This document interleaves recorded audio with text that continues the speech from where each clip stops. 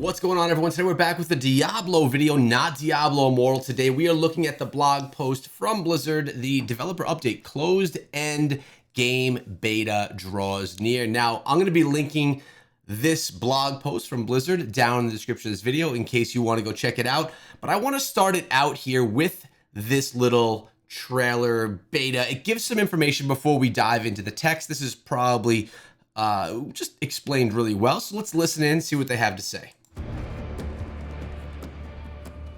Hello everyone, I'm Rod Ferguson. And I'm Joe Shelley. Now, as Diablo IV marches towards its launch next year, we're excited to announce that we'll soon be entering a new testing phase, an endgame closed beta focused on everything that happens after you finish the epic campaign. Since it's a closed beta, we'll be directly inviting a large number of people using gameplay data to find players who have recently spent significant time in Diablo endgame experiences. These players will give us feedback on endgame features like PvP, Nightmare Dungeons, Whispers of the Dead, and our newest feature, Helltide. To be eligible to receive our invite, make sure you check out our latest blog for instructions. And don't worry, if you're not invited, public testing phases will come early next year. Now, participants in the endgame beta will be under NDA, so they won't be able to discuss it publicly. But this feedback is critical to ensuring Sanctuary is an exciting place to slay demons long after the campaign is over. And on behalf of the Diablo IV team, I want to say thanks for your support. And we'll have even more news to share later this year, so stay tuned. And in the meantime, hail Lilith, Blessed Mother. All right, all hell breaks loose 2023. First of all, for those of you that don't know this whole NDA, what does that mean? It's a non-disclosure agreement. That means people that do play it aren't going to be able to share it, stream it, make videos on it. It's all about them collecting data. And they're talking about people that are like big into the whole Diablo world, that have a lot of time into it, so they could essentially test the game to make it better for all of us. They did this with Diablo Immortal as well, although we were able to share some information in there. So now we're going to go through all of this. Let's see what they have to say. At the 2022 Xbox Games Showcase, we foretold Lilith, the Blessed Mother's return. All right, so yes, talking about all that, that's fine. We could kind of skim through that. Again, I'm going to be linking it down below. The closed beta will be confidential, meaning players invited will be unable to publicly talk about or share the experience. It's going to be playable on PC, Xbox Series X and S, Xbox One, PlayStation 5, and PlayStation 4 consoles. Crossplay and progress for all platforms will be supported. Now, obviously, this isn't coming to mobile because Diablo Immortal's there. It will be a complete just competition. Maybe one day Blizzard will start creating games that are cross-platform. Maybe we could see that with Overwatch. It would be pretty cool. But as of right now, it's not happening with Diablo 4. Obviously, right here, we just watched that video. Now, let's read on. The full story of Lilith's return to Sanctuary is not something we would like to spoil prior to release. Players will experience a post-campaign Sanctuary during the closed end game beta. Also, for many, the end game is their favorite aspect of Diablo. We want to ensure it feels satisfying and no shortage of challenging variety of experiences across many demon slaying gaming sessions. To achieve this, we're collecting community feedback nearly early, so that'll be integrated into Diablo 4. Essentially what they're saying here is they want feedback from the community. They also mentioned that this isn't going to be out until next year, so late this year or early next year, there may be another beta where, you know, average Joes can get on in and get to experience it whatsoever. So let's see what the closed end game beta offerings are. These are some things that are going to be inside of the game that we haven't seen before. Notice they did mention a few game modes. They also did mention PvP, which is something we haven't seen before. But if they're taking anything from Diablo Immortal, for my Diablo Immortal players out there, PvP is extremely unbalanced and based on how much power you have. Now, it all depends on how power is distributed inside of Diablo 4, how that's going to work. We'll see. While roaming Sanctuary on foot or atop your trusty steed, be aware of your surroundings, for you might find yourself caught in a Helltide. This is a new region-wide event that becomes available for heroes only once they've reached World Tier 3. So this may be like Paragon 3, I'm not sure what they're calling it, Nightmare difficulty. In Helltide, the servants of Lilith are empowered, having their difficulty increased, but dropping loot worthy of the danger. Her mightiest minions are also out in greater force, and the very ground of Sanctuary, as you know it, has been morphed by a surge in demonic activity. So essentially it's going to be super hard, but the rewards are going to be super worth it for you. As you cull the monstrosities inhibiting Helltide, they'll potentially drop Cinders, a new currency that can be spent to the Helltide crests scattered throughout the respective region. Oh, chests. Not. I heard crests, and I got nervous, as probably did all of you as you heard me say that.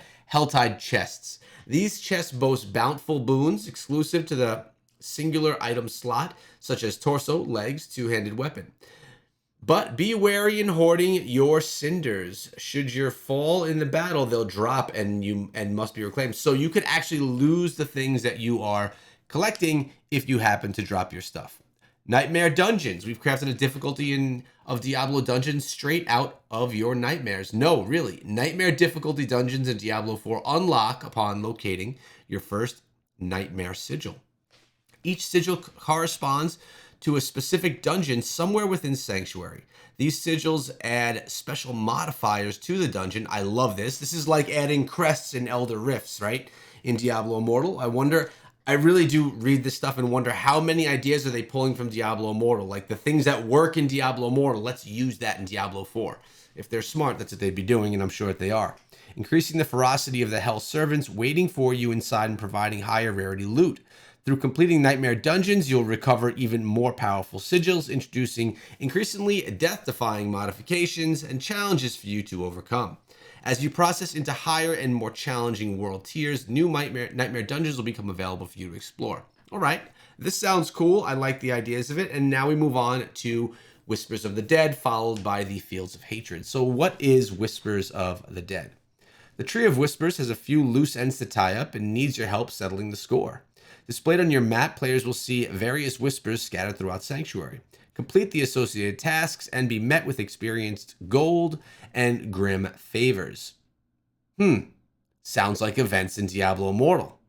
The number of grim favors you receive for completing a whisper varies, but once you've collected 10 grim favors for the dearly departed, they can be exchanged at the Tree of Whispers for a bevy of loot and experience to reward your heroics. This is crazy. It really is reminding me of gameplay that we're seeing in Diablo Immortal. The type of whispers a player sees on their map rotate frequently, with new ones becoming available throughout the day as you track. Each whisper will offer both a different set of rewards and experience for completing it. Traditionally, the Whispers of the Dead sometimes does not become available to players until after completing a specific chapter of the main quest. For the closed beta, players will be able to engage in the system right out of the gate. So, is it just me, or is this reminding you guys of Diablo Immortal related stuff as well? Because it really does remind me of the in-game events that happen where you get rewards through doing the daily activities. All right, not that it's a bad thing. Fields of Hatred. Born from their contempt of mortals, Mephisto has cursed specific areas of Sanctuary, transforming them into deadly fields of hatred. These designated PvP zones are the proving grounds for players looking to bring renown to their name throughout blood and zeal. While inside the Fields of Hatred, players can dispatch demons to collect seeds of hatred. To make use of these seeds, you'll need to bring them to the altar of extraction, where they can be smashed into red dust. Be quick to convert your seeds of hatred to red dust. They are the desire of other players lurking in the zone, and they are skilled enough to overtake you in combat. Your seeds of hatred will be dropped. Sounds like a pop-up event that we know very, very well from Immortal, except for the seeds part. Going through the trouble of transforming seeds of hatred into red dust does have its merits. Red dust will not be lost if you are felled. It can also be spent at the PvP Cosmetics and Mount Ventures for ornamental rewards. Ornamental. Will you be able to forge a name for yourself in these tainted lands? Not the type of PvP I want to see, but it is PvP at that. Yeah, and I like that the rewards are going to be ornamental, right? That's a good thing. Then we have the Paragon Boards. Upon reaching level 50, the Paragon Boards, an endgame character growth system designed to empower your hero, unlocks. As your hero earns experience, they will receive Paragon points. These points can be spent to unlock new titles, sockets, and even additional Paragon Boards to further customize your hero and ascend to new heights of power. All right, now there's more. Who's going to be invited? We already heard about who's going to be invited, but the information here is about how you get yourself involved. Looks like there's even some information that you could put in here inside of your battle.net as well. Some instructions, and then we will return to the top. All right. There's a lot of stuff here that we're seeing in Diablo 4 that we have seen in Diablo Immortal. Now, we know Diablo Immortal has the pay-to-win elements. That's fine. That's the past. That's there. But Blizzard is taking what's working in Diablo Immortal and they're bringing it over to Diablo 4. PC only. I think it's a good idea, right? Watching something do well, even if it's a piece of a game, and watching it do well is a great reason to use it in your new big title. Diablo 4 is going to be massive. It's going to be like the next 10 years of Diablo, right? It's going to all be in Diablo 4. Curious if they're going to do updates where they do them in Diablo Immortal. Every 2 weeks we have an update in Immortal for the most part. Battle Pass and such in the first 2 weeks, and then some, more chunky content after that. We'll probably be seeing something soon as we're expecting another update into Diablo Immortal as well. So let me know what you guys think. Obviously, we are going to be able to get some of the bigger content creators in there, people that are like big-time Diablo players, although they won't be able to create content from all this. They'll be able to test it, get to know it for themselves. And then it'll be opened up for more of the community. Let me know your thoughts down below. Do you care about Diablo 4? Are you into Diablo Immortal? I want to see who's watching, who thinks what. I'll see you guys in the next video. That'd be good.